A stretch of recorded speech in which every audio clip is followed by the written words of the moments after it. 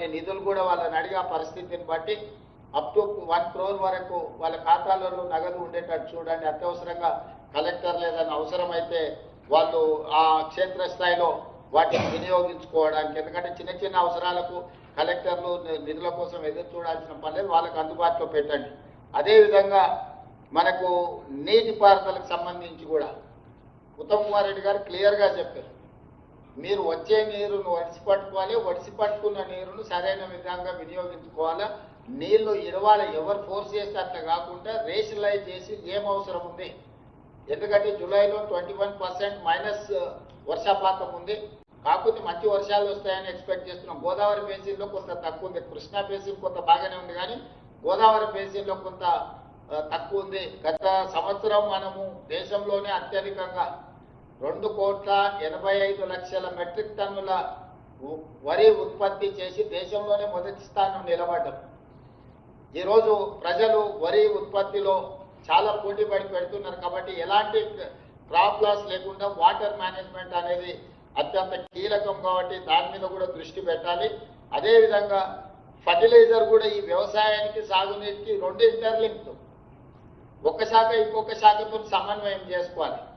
నాట్లు ఎంత వేసేదు, ఎంత అవసరం ఉంది, అక్కడ ఆదిలాబాద్ నుంచి మొదలు పెట్టి అచ్చంపేట వరకు వివిధ జిల్లాలలో కొన్ని రోజులు వెనుక ముందు వర్షపాతం.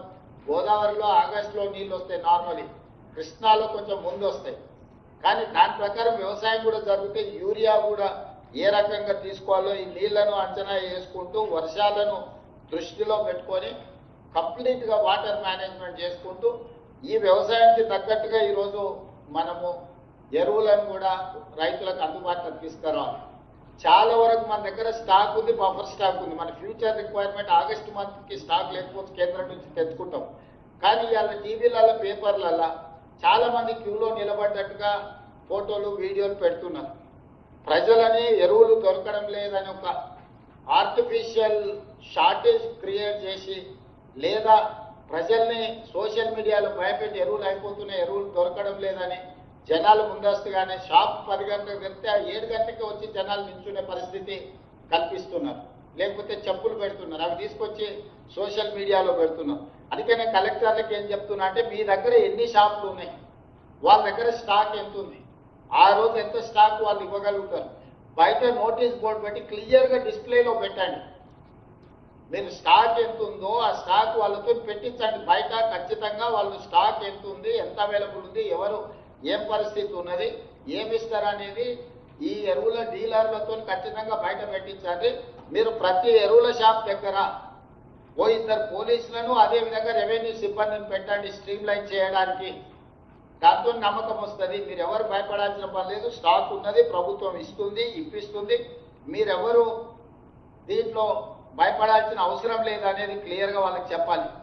కాబట్టి ఈరోజు మీరు చాలా వరకు ఎరువులు ఉన్నా కూడా పెద్ద పెద్ద లైన్లు కనిపించి షార్టేజ్ ఉందని ఒక కృత్రిమమైన వాతావరణాన్ని సృష్టిస్తూను దాన్ని కలెక్టర్లు అప్రమత్తంగా ఎదుర్కోవాలి.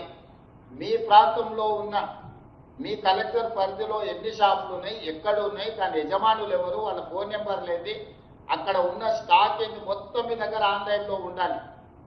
అక్కడ బయట వాళ్ళకు బోర్డు పెట్టి బోర్డులో వాళ్ళతోని రాపించి ఇంత స్టాక్ ఉంది మేము ఇస్తామని చెప్పి మీరు మొత్తం డిస్ప్లే పెట్టి ప్రజలకు అందుబాటులో పెట్టాలి. దాంతో ఏంటంటే ఎవరైనా అబద్ధాలు ప్రచారం చేయదలుచుకున్నా బోర్డు ఉంటే అది జనాలకు అర్థమవుద్ది, ఓహో ఇక యూరియా ఉన్నది, లేకపోతే ఇతర ఎరువులు ఉన్నాయి, సమస్య లేదు, మేము స్టాక్ ఎప్పుడు వచ్చినా తీసుకోవచ్చని. కాబట్టి బయట విజిబుల్గా వాళ్ళతోని బోర్డు పెట్టించే ప్రయత్నం చేసి ప్రజలకు ఎప్పటికప్పుడు చేయాలి. దాన్ని పర్యవేక్షించడానికి కూడా మీరు స్థానిక రెవెన్యూ అధికారులను, పోలీస్ సిబ్బందిని కూడా వినియోగించుకోండి రేషన్ ఈ ఫర్టిలైజర్ షాప్ల దగ్గర.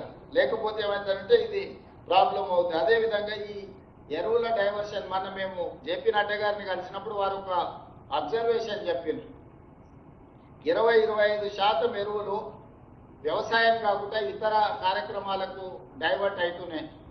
ముఖ్యంగా డీజిల్ దీంట్లో పొగ తగ్గించడానికి, పొల్యూషన్ తగ్గించడానికి ఈ సబ్సిడీ ఎరువులను వాడుతున్నారు, యూరియాను వాడుతున్నారని వారు చెప్పిండ్రు. కాబట్టి కలెక్టర్లకు ఈ డైవర్స్ అయ్యేదాన్ని, లేదా పక్క రాష్ట్రాలు, బార్డర్ రాష్ట్రాలు, మహారాష్ట్ర సరిహద్దులో ఉండేవాటి కానీ కర్ణాటక సరిహద్దుల్లో కూడా పోలీసులను కొంత అప్రమత్తం చేయాలి, అక్రమ రవాణా జరగకుండా.